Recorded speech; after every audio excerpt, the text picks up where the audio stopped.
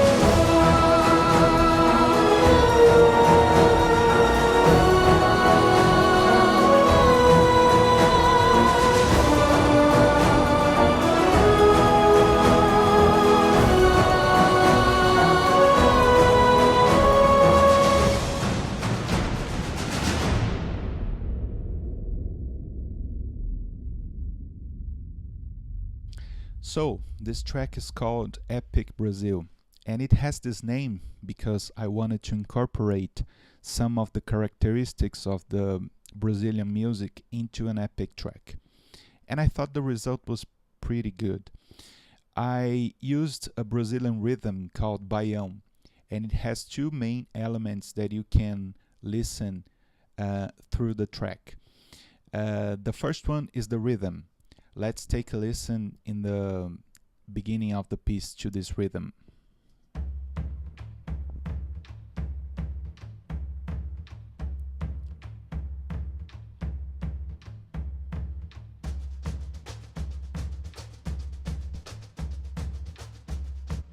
And it gets even cooler here in the second part when you start to subdivide this kind of rhythm. The second element is more melodic and harmonic. And the use of a scale is very popular in this kind of rhythm. This scale is called Lydian with a minor seventh. The normal Lydian would go C, D, E, F sharp. Pay attention to this note, it's very important for the leading characteristics. It's the augmented fourth. Then it would go G, A, and B. This would be the normal leading.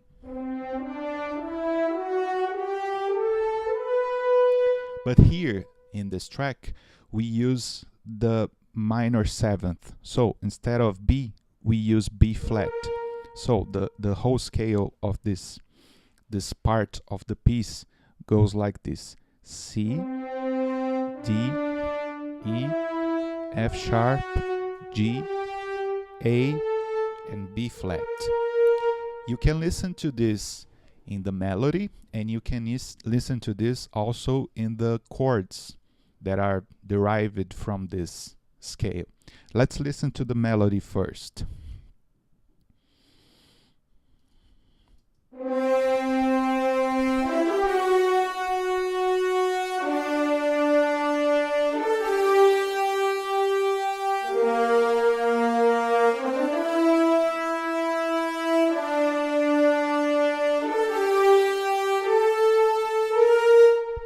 Right.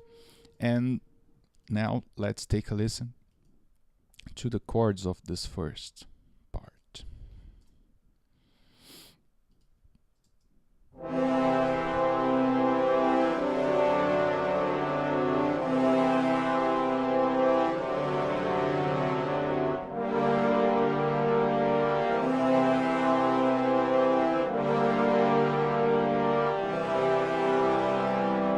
Now let's take a listen to the melody and to the chords at the same time of this first theme I have in the track.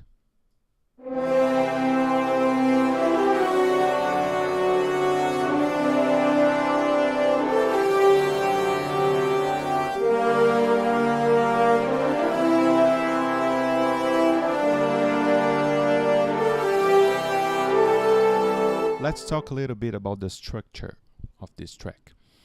It has an intro that has the elements of percussion and rhythm that I talked about earlier, the Baião rhythms, that kind of rhythm.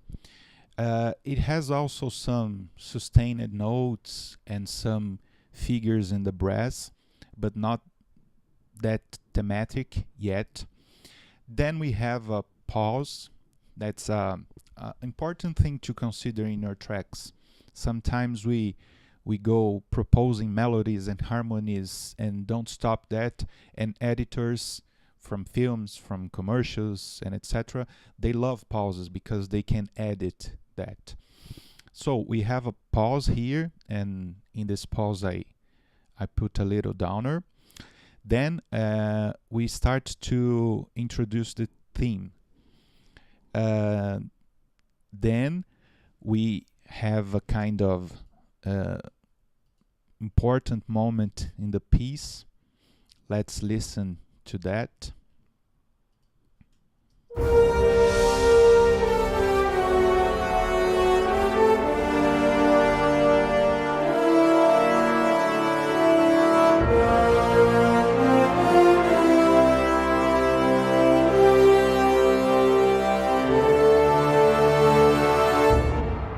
So I saved for this moment in the piece the B flat major. That it's something that's not inside the scale that we talked about earlier, because it has an F, not an F sharp. So the B flat major has B flat, D, and F. And there is something you learn from a lot of tracks, that you sometimes save an important chord for an important moment. And this was a moment very noble in the piece. So when you start with the kind of uncertainty leading and goes from a noble B flat major, it has some some good characteristics, and it's an important moment in the piece. And if you take a look at where it happens, it almost in the middle of the piece, right? Then we have a kind of reprise from the theme. It's very reduced in terms of instrumentation. It uses a lot of woodwinds, but the rhythm is present, the same rhythm as I talked about before, the Bayonne rhythm, but in the orchestral percussion. Let's take a listen to the percussion only.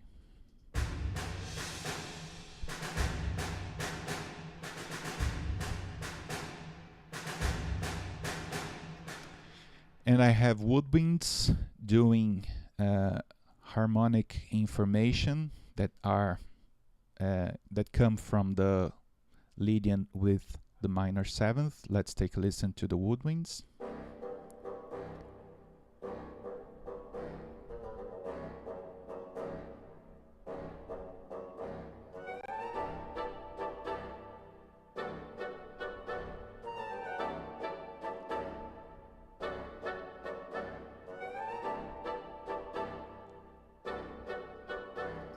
Also, I have a piano here doing kind of an arpeggio, and a solo horn with a melody that has very much in common with that first melody. Let's take a listen to the whole part of the track with the horn melody.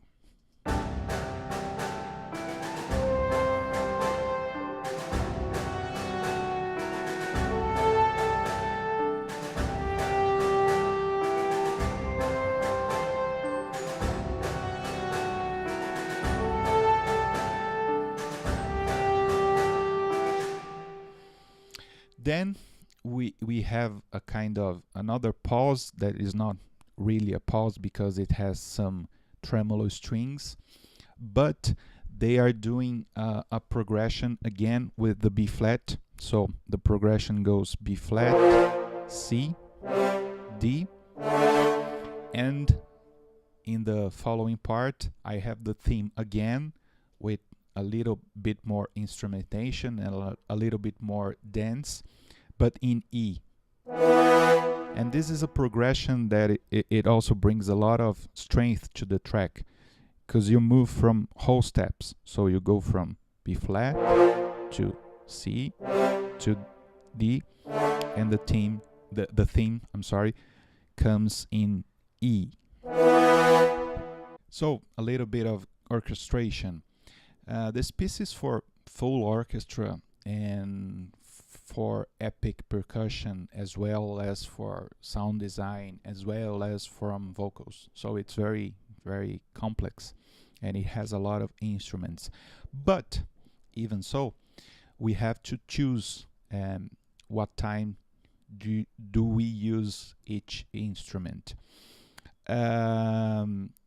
When I have a very strong melody and I'm introducing and developing the themes, we usually use brass for that, because brass has a great power in the sound of the instruments.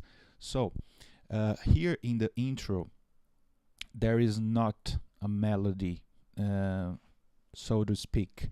There's only kind of an ambience and percussion elements. The only bit of melodic instrument is right in the end, when the flute does something like that.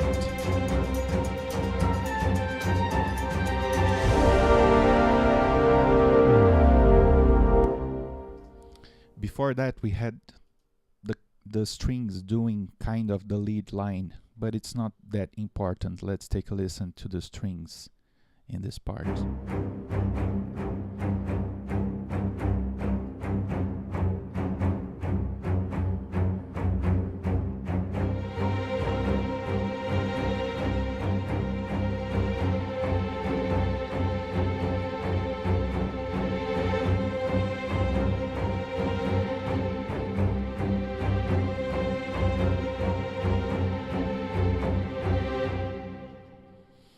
Also, a very important element that it's very much used here, and it's common to all epic tracks, it's the kind of spiccato strings that you listen here and then in the theme, and again in the end.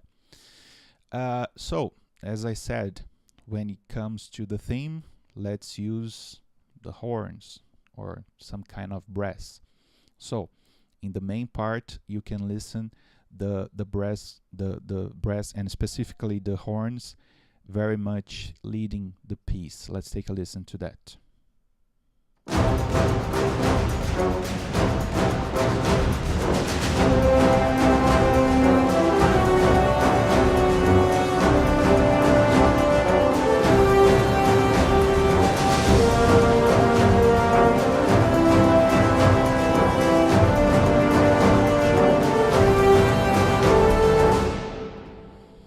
Another thing very common in terms of orchestration, it's what happens in the following section, kind of closing the theme. That is a repetition. I use the first in the brass, some kind of information, then I repeat in the strings. Let's take a listen.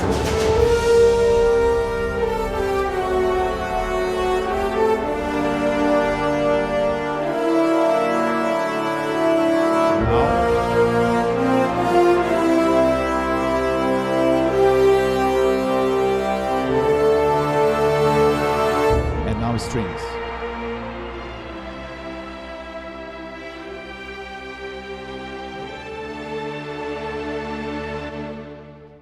So it's a perfect transition to the next part, that it's very soft and has a different kind of instrumentation.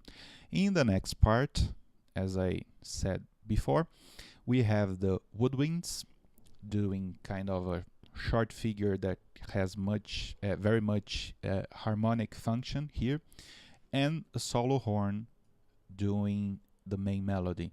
Even though it's a brass, it's a solo instrument, so it brings kind of a softness to the part. And in the end, again, the theme with the brass, the full brass, and strings and choir, and it again has some sound design elements, so it's a perfect closure.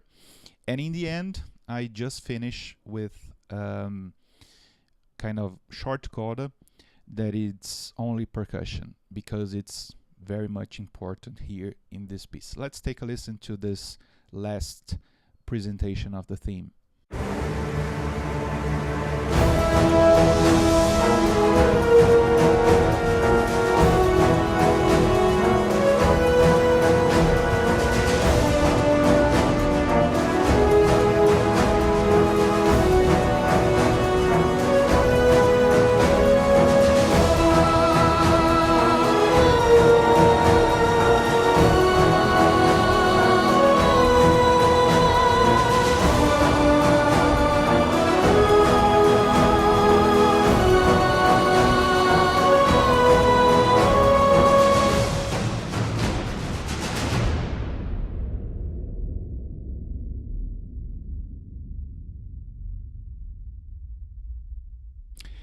Now let's talk a little bit about the technology aspects of the production of this piece.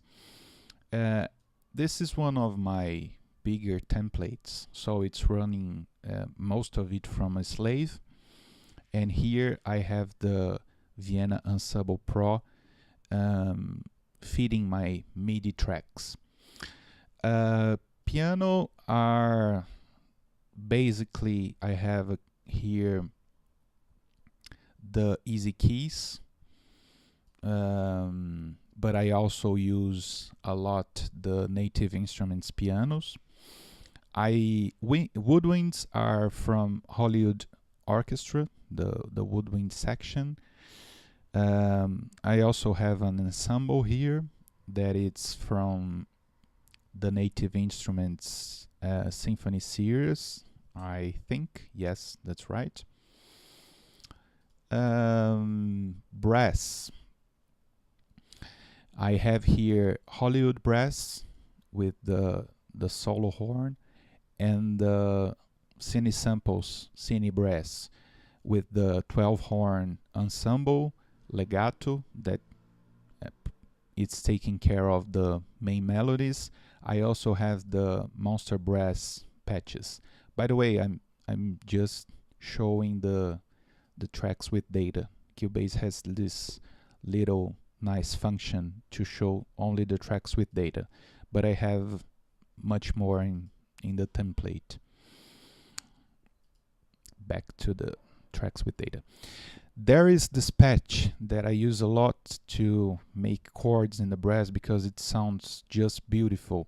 It's a patch that comes from Orchestration Essentials 2, and it's a combination of horns, and trombones. It has a very, very, very nice sound.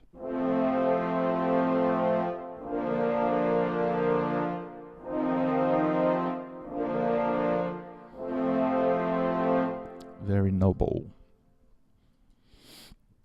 Percussion. The orchestral percussion also comes from Hollywood Orchestra, the orchestral percussion. Epic percussion. I have Hans Zimmer, HZ1 here, and all that kind of madness that goes from this library. That's the combination of lots of things that makes an epic track very much alive. I also have the Damage Armageddon ensemble, that it's pretty much standard in this kind of music also. And a loop from Cine Samples from Hio Grooves. Strings comes from also Hollywood Orchestra, the tremolos, but the other articulations are loaded here also. And also Cinematic Studio Strings, that it's a fantastic string library. I recommend you to take a look at that. I also like to layer my short strings with less LA scoring strings. And in the end, we have the Metropolis Arc 1 legato high octave strings. Vocals. I have a solo vocal here just to spice things up. It's not very upfront. It is the Jennifer from ADO, Jennifer Legato. Choir comes from Storm Choir 2, very, very good and powerful library. Here I'm using only the legatos, and I'm combining men and women, and the sound design, just some booms and the downer in the beginning.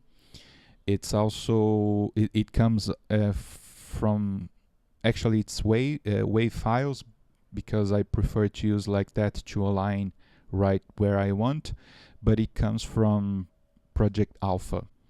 To mix and mastering this piece, I used some plugins, not a lot, because they are very good recorded samples, and some volume information, as you can see here in the faders. I like to have a submaster where it actually happens the mastering, and leave the stereo out alone, just with a low latency meter to prevent any damage to my speakers, because I don't compose here with a lot of plugins to save processing. But when it's time to export, I activate and tweak a little bit them. So first, in the channel of the submaster, I have an equalizer taking a bit of 100 Hertz and 250 Hertz, and also 3000 Hertz. Then I have a virtual mix bus from Slate Digital in the Neve preset. The virtual mix bus, this is the virtual bus rack. The compressor. And they are here, these three compressors, only for coloration of the sound. The only one that is compressing, it's the FG gray. So the FG gray, it's an SSL emulation. The FG red, it's a Focusrite, and the FG mu, it's kind of a Fairchild emulation, or some people say it looks like a little bit different. But they color the sound in a nice way, and I only use this one to compress and the other ones to make the sound punchier. I also have a Potec equalizer, a little bit of 60 Hertz and 10K. A stereo imager to kind of spread the sound, and a limiter. This is actually the limiter I export with. Here I have a kind of different setting just for the video, but if you take a listen to this in SoundCloud, it's in the full version of the limiter. I recommend, I really encourage you to start from the mix bus, or the submaster, as you want to call it, and then tweak the rest of the tracks. I also have groups here, so all my woodwinds come here, all my brass come here, orchestral percussion, strings, epic percussion, synthesizer, extra, and there is a reverb channel here. In the groups, just some virtual mix rack, just to color the sound, and sometimes an equalizer when I think that things are a little bit out of control. Epic percussion also has a limiter. Synthesizers have a compressor, and my reverb, it's basically Lexon 224 from Universal Audio.